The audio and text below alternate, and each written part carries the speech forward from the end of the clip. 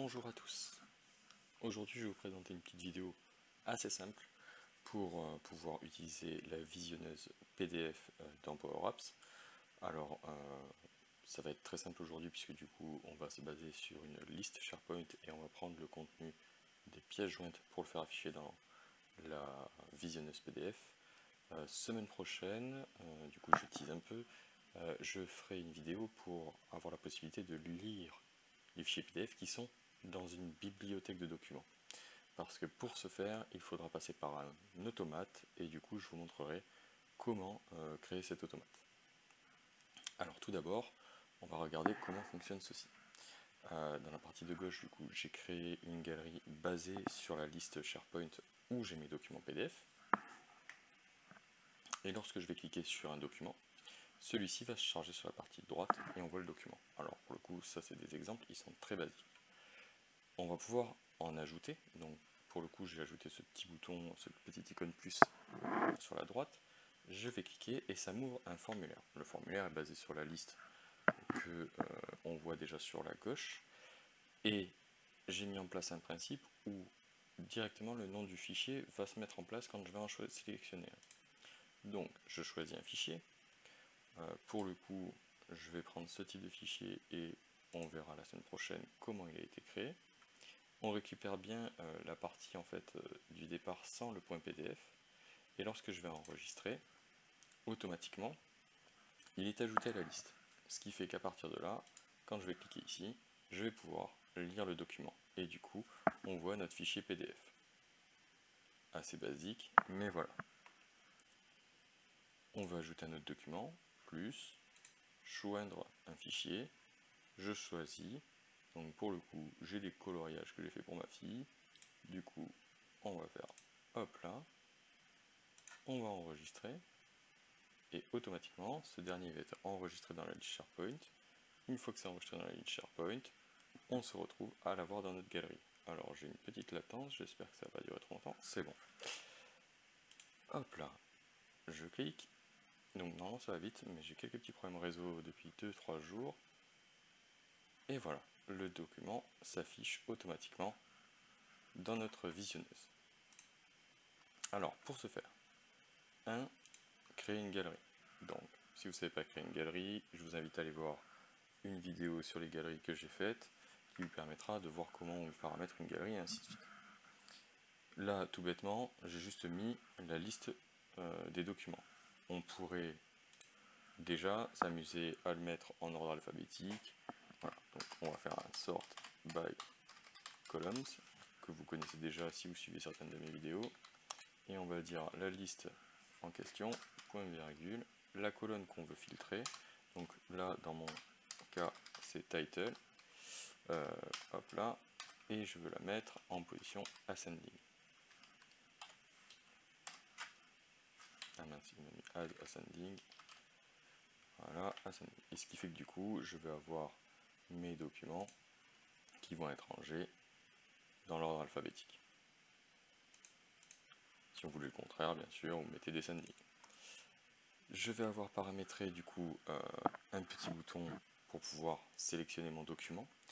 Et je vais lui dire justement de fermer, alors d'ouvrir, de mettre trou galerie pour dire qu'en fait on vient depuis la galerie, puisque je vous montrerai dans l'autre vidéo, en fait on peut arriver autrement à cet endroit là.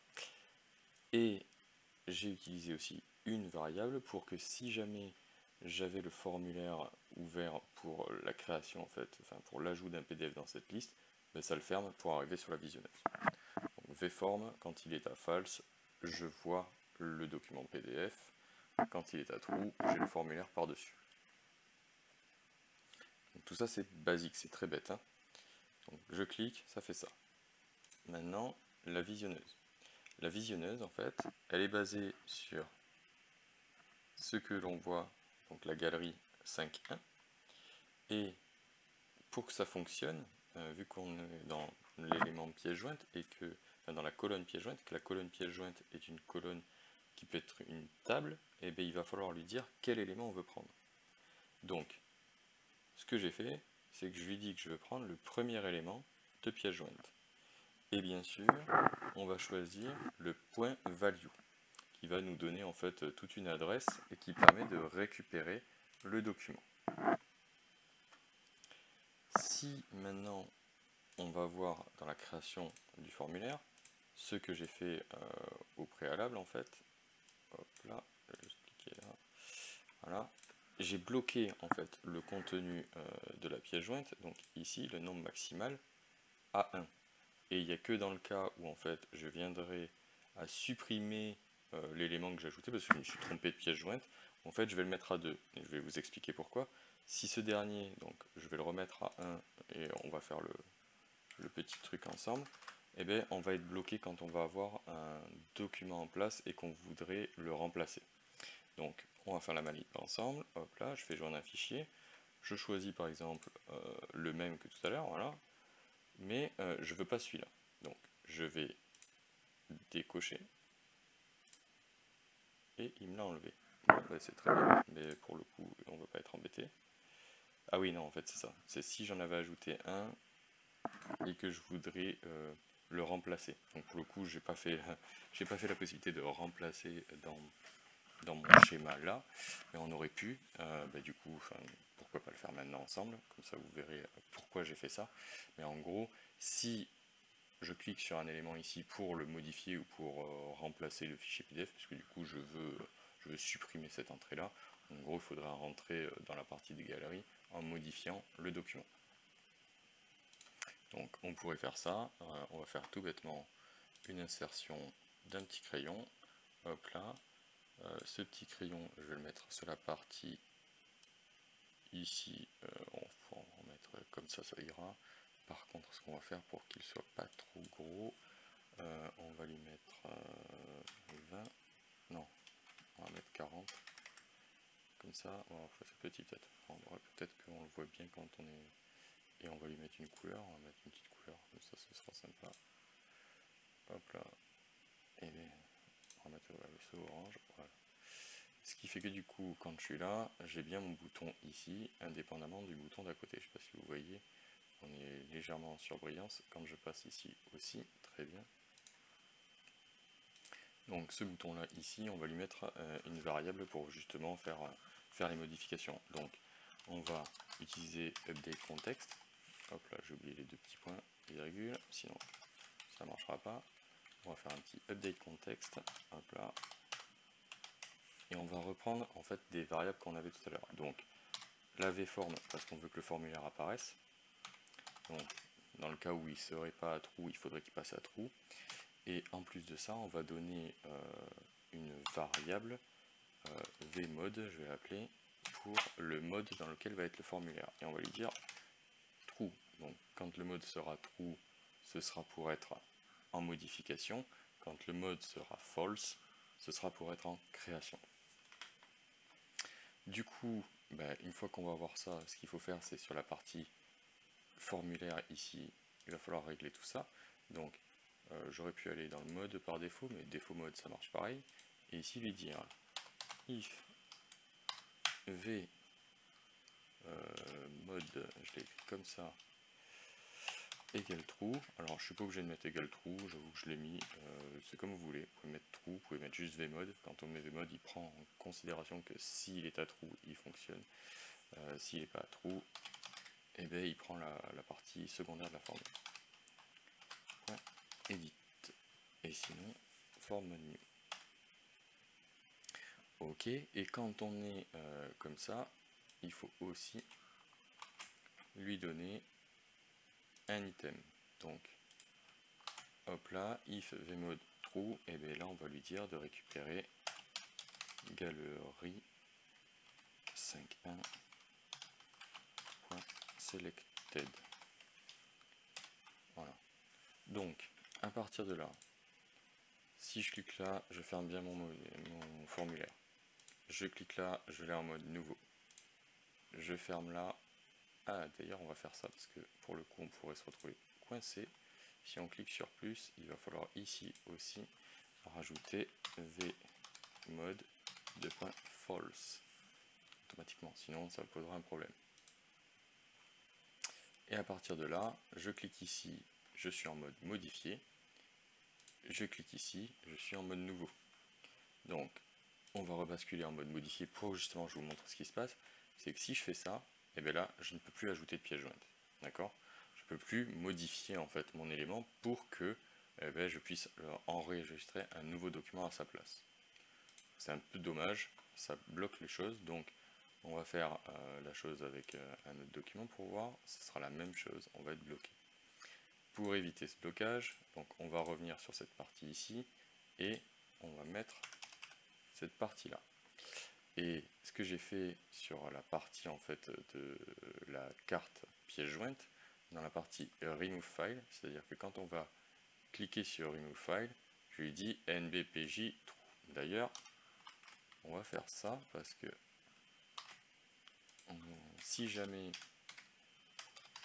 hop là, on venait à annuler, il faut aussi que ça revienne. Donc là, hop là, le nombre maximal est atteint.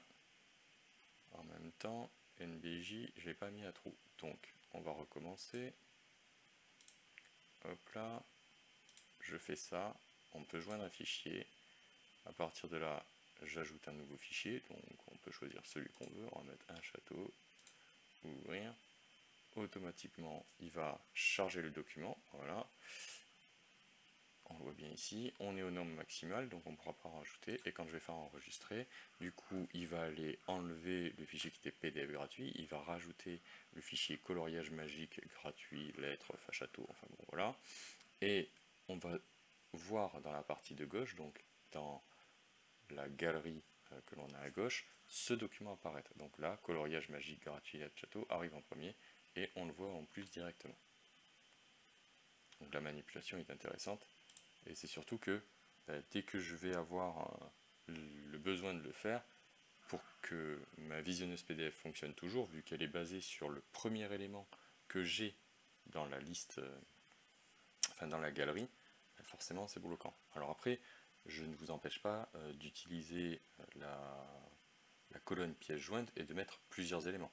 Il faudra juste penser que vous serez obligé de créer en fait une autre galerie qui, elle, serait basée sur les éléments liés à cette colonne pièce jointe de l'élément en question, puisque du coup, vous afficherez la table en entier, et là, vous pourrez basculer à avoir plusieurs éléments. Mais si vous voulez vraiment être bloqué et avoir qu'une seule pièce jointe par possibilité, enfin par ligne, et bien, voilà la technique, et voilà comment restreindre les choses et ne pas être bloqué quand on va vouloir modifier un document. Donc j'espère que tout ça vous aidera dans l'utilisation en fait, de la visionneuse PDF. Pour le coup, c'est plutôt simpliste. Semaine prochaine, je vous fais la petite vision en fait, de la possibilité qu'on a de voir des documents PDF qui sont dans une bibliothèque de documents. Pour le coup, j'ai déjà monté en fait la visionneuse, on l'a là. Hop là, et en gros, quand je clique, j'envoie en fait des données à Power Automate, et Power Automate me renvoie le document. Tous les documents qui sont ici sont dans une bibliothèque de documents et plus dans une liste SharePoint. Donc à partir de là, on est obligé de passer par une manip un peu spécifique pour pouvoir aller chercher les informations. Voilà, je vous souhaite une bonne journée, j'espère que ce tuto vous aura plu, et je vais continuer à essayer de vous proposer du nouveau contenu, et n'hésitez pas, s'il y a des choses que vous voulez voir, postez en commentaire, et j'essaierai de créer des tutos dans ce sens. Je vous souhaite une bonne journée, au revoir.